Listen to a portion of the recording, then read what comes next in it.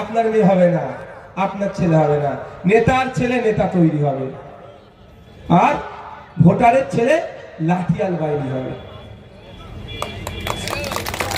আপনি বলুন, আজকে তামান্নাকে যারা খুন করলো, তাদের যদি ন্যূনতম জ্ঞান থাকতো কাজটা করতো। কারণ দেখুন, তামান্নাকে যারা খুন করেছে তাদের হোশ নাই। আজকে মমতা ব্যানার্জি বাঁচিয়ে রাখার চেষ্টা করছে, কালকে মমতা ব্যানার্জি রাজনৈতিক ভাবে হয়তো আর বেঁচে থাকবে না। হায়াতের কথা বলছি না ভাই, আয়ুর কথা বলছি না। আমি আমার শত্রুরও সুস্থতা কামনা করি, আয়ু কামনা করি। রাজনৈতিক ভাবে মানে ক্ষমতায় থাকবে, তখন কি হবে? কেস কিন্তু হয়ে আছে, অতটা সহজ নয়, তারা বিপত্ত। আজকে যদি পেটে শিক্ষা থাকতো যে মারতে যাচ্ছি, অজ্ঞাতে মেরে যদি মারা যায় কি হবে? 302 ধারায় কেস খাবো, সারাটা জীবন আমাকে জেলের মধ্যে থাকতে হবে। মারপিট করতো, হিংসায় জড়াতো। পড়াশোনা থাকলে হিংসায় জড়াবে না। যাতে না পড়াশোনা করতে পারে, স্কুলে টিচার দেওয়া বন্ধ করতে হবে। স্কুল আছে, টিচার নাই। আপনার আমার বাড়ির ছেলে মেয়ে যাচ্ছে, মিড ডে মিল খাচ্ছে, ঘরে আসছে। যদি শিক্ষিত হয়ে যায়, তাহলে লাল সাহেবের মেয়ের হয়ে আর বোমটা মারবে কে? কালীগঞ্জের পলাশীতে আইএসএফ এর অধিকার সভা। পলাশীর ফুলবাগান মোড় সংলগ্ন মাঠে কয়েকশো মানুষের উপস্থিতিতে সভায় প্রধান বক্তা ছিলেন আইএসএফ নেতা নওসাদ সিদ্দিকী। মঞ্চে উঠে নওসাদের আক্রমণের কেন্দ্রে ওয়াকফ আইন, কেন্দ্রের বিজেপি সরকার আইন করে ওয়াকফ সম্পত্তি দখল করতে চাইছে এমন অভিযোগের পাশাপাশি রাজ্য সরকারকেও নিশানা করেন তিনি।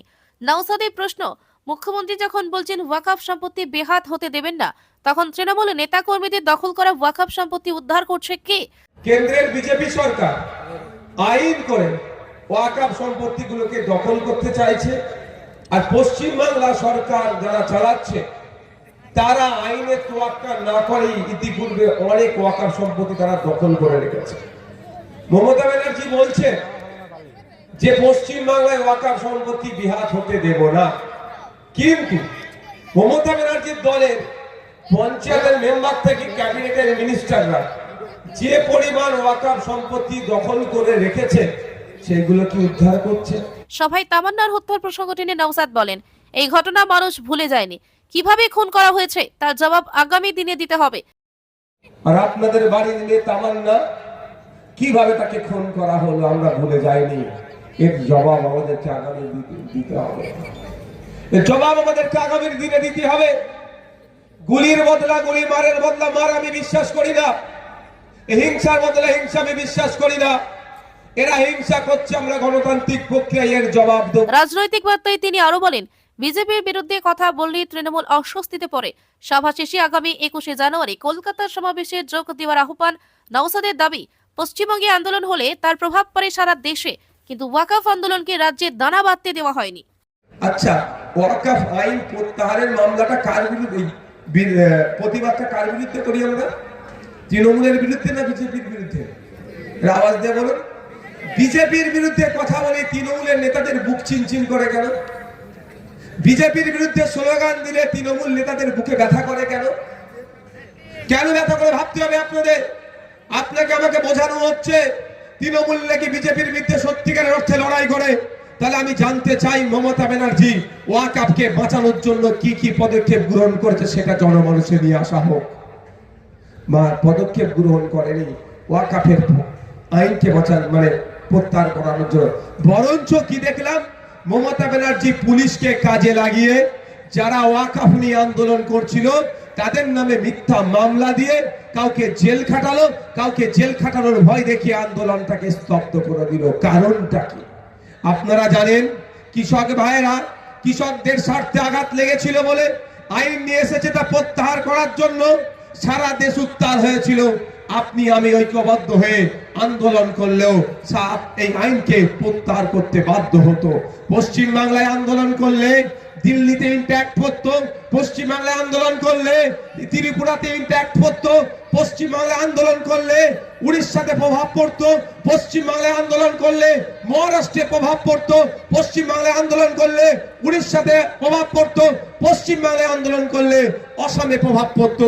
এক কথায় পশ্চিম বাংলায় যত বড় আন্দোলন হবে সারা রাজ্যে তার ইম্প্যাক্টটা পড়বে। আর সারা রাজ্যে ইম্প্যাক্ট পড়লে বিজেপি ভয় পেত, আইনটাকে প্রত্যাহার করতে বাধ্য হতো। কিন্তু শুরুতেই বললাম, বিজেপির বিরুদ্ধে কথা বললে তৃণমূলের বুক চিনচিন করে। হয়তো ওখানে নরেন্দ্র দামোদর দাস মোদী বলে দিয়েছে আমাদের মমতা ব্যানার্জিকে যে পশ্চিম বাংলায় আন্দোলনের দানা বাঁধতে দেওয়া যাবে না। তাহলে আন্দোলনের দানা বাঁধলে সারা দেশে আন্দোলন ছড়িয়ে পড়বে। সারা দেশে আন্দোলন ছড়িয়ে পড়লে কৃষকদের মতো আইনটাকে প্রত্যাহার করতে হবে, তাহলে লুটে আর জায়গাটা নিতে পারবে না। এই নির্দেশ মমতা ব্যানার্জিকে হয়তো দিয়েছে, সেই জন্য পশ্চিম বাংলায় আন্দোলনের দানা বাঁধতে মমতা ব্যানার্জি দিল না। তার গুন্ডা মস্তান আর পুলিশকে এগিয়ে দিয়ে আন্দোলনকে তারা ছন্ন ছড়া করে দিল। কিন্তু আমাদের ঘরে বসে থাকলে হবে না, চুপ করে থাকলে হবে না, এর জবাব দিতে হবে। এই কথা আমার কাছে এখন এসে পৌঁছায়নি। আমার কাছে এসে পৌঁছালে আমি উত্তর নিশ্চিত ভাবে দেবো। যে কত কোশ্চেন করছেন এই কথা আমি এখনো শুনি, উত্তর দেবো আমি শুনিনি। তাহলে এইরকম তো হচ্ছে, চালাচালি হচ্ছে কথা। আমি এ কথা আমি রিপিট করছি, আমি শুনেছি অনেক কথা তিনি বলেছেন, উত্তর দেবো কোশ্চেন করলে। কিন্তু এ কথা বলেননি আমি যেখানে দাঁড়াবো সেখানে হারাবো। বিজেপির কথা বলেনি, কিন্তু উনি তৃণমূলের কথা বলেছেন। যদি যোগ থাকে পাবলিশ করতে বলুন। গণতান্ত্রিক রাষ্ট্র, যে যার মতো পারফর্ম করতে পারে, এতে কোনো অসুবিধা নাই। সারা ভারতবর্ষে যদি আপনি ইতিহাস দেখেন, যদি দেখেন বর্তমান পরিস্থিতি দেখেন, ইলেকশন কমিশন অফ ইন্ডিয়ার ওয়েবসাইটে দেখুন, ভারতবর্ষে 2200 থেকে 2500 পলিটিক্যাল রেজিস্টার্ড পার্টি আছে। সুতরাং হুমায়ুন কবির সাহেবের রাইট আছে, নওশাদ সিদ্দিকীর রাইট আছে, WPI, SDPI, মিম, আপনার কমিউনিস্ট পার্টি অফ ইন্ডিয়া যেটা আছে, আচ্ছা তৃণমূল কংগ্রেস, বিজেপি, সবার রাইট আছে ভোটে কন্টেস্ট করার। আলোচনা চলছে, শুধু সিপিএম কংগ্রেস বলে নয়। আমরা চাই বিজেপি এবং তৃণমূলের বিরুদ্ধে একটা বৃহত্তর শক্তি তৈরি করতে। অবিজেপি তৃণমূল যে শক্তিগুলো আছে, যারা সেকুলার মাইন্ডে চলেন, সেকুলার প্র্যাকটিস করে, তাদেরকে ঐক্যবদ্ধ করে আমরা লড়াই করতে চাইছি। ওসব গল্প আর বাংলার মানুষ, ওইসব গল্প বাংলার মানুষ আর শোনে না।